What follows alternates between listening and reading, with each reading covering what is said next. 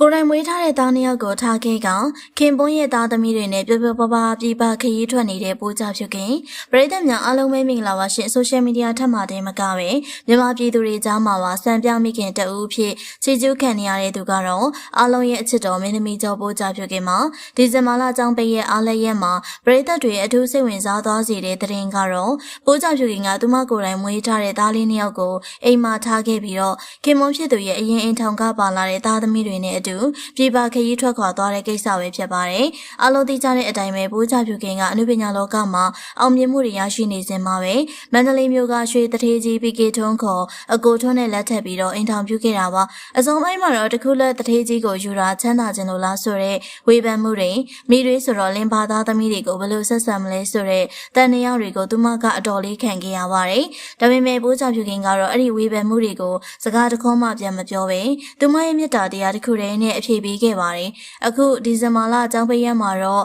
ပိုးကြဖြူကင်ကတကယ်ကိုလေးစားစရာကောင်းတဲ့လုပ်ရတစ်ခုကိုလှုပ်ဆောင်ခဲ့ပါတယ်။သူမမှာကိုယ်တိုင်မွေးထားတဲ့သားကြီးစိန်ဦးဦးနဲ့မကြသေးခင်ကမှမွေးထားတဲ့ညီလေးစုစုပေါင်းသားအရင်2ယောက်ရှိပါတယ်။ဒါပေမဲ့အခုတရုတ်ပြည်ကိုအပန်းဖြေခရီးထွက်တဲ့အခါမှာသူမကကိုယ်တိုင်မွေးထားတဲ့ရင်သွေးလေးတွေကိုအိမ်မှာအဖိုးအဖွားတွေနဲ့ထားခဲ့ပြီးတော့ခင်မွန်းတဲ့ PK ထွန်းရဲ့သားသမီး3ယောက်နဲ့ခရီးထွက်ခဲ့တာပါ။ဒါကတာမန်မိခင်တယောက်အတွက်မလွယ်ကူတဲ့ဆုံးဖြတ်ချက်ပါလင်မသားသမီးတွေရဲ့စိတ်ထဲမှာငါတို့ကိုပို့ချစ်တယ်ငါတို့ကိုအလေးထားတယ်ဆိုတဲ့ခံစားချက်မျိုးရရှိစေဖို့အတွက်သူမကကိုယ့်ရဲ့သားအရင်းတွေကိုတောင်ခိတခွဲခွာပြီးတော့အချိန်ပေးခဲ့တာဖြစ်ပါတယ်ဒီလိုစိတ်ထားမျိုးကြောင့်ပိုးကြဖြူခင်ကိုမြန်မာနိုင်ငံရဲ့စံပြမိတွေသို့မဟုတ်စံပြမိခင်အဖြစ်နဲ့အားလုံးကသတ်မှတ်ပေးခဲ့ကြတာပါဒီလိုစိတ်ထားဖြူစင်လုံးနဲ့ဇနီးတွေကို PK ထွန်းကလည်းအစွမ်းကုန်တန်ဖိုးထားပါတယ်ပိုးကြဖြူခင်ဟာခင်မွန်းတဲ့ရဲ့တာကြီးဖုံးပြည့်အောင်စင်ထွန်းရဲ့မွေးနေ့တွေကိုမိခင်အရင်ထက်မသာတောင်မလျော့တဲ့ဂရုစိုက်မှုမျိုးနဲ့ကျင်းပပေးခဲ့တယ်လို့စီးပွားရေးလုပ်ငန်းဖြစ်တဲ့ရတနာ PK ထွန်းဆိုင်ကိုလည်း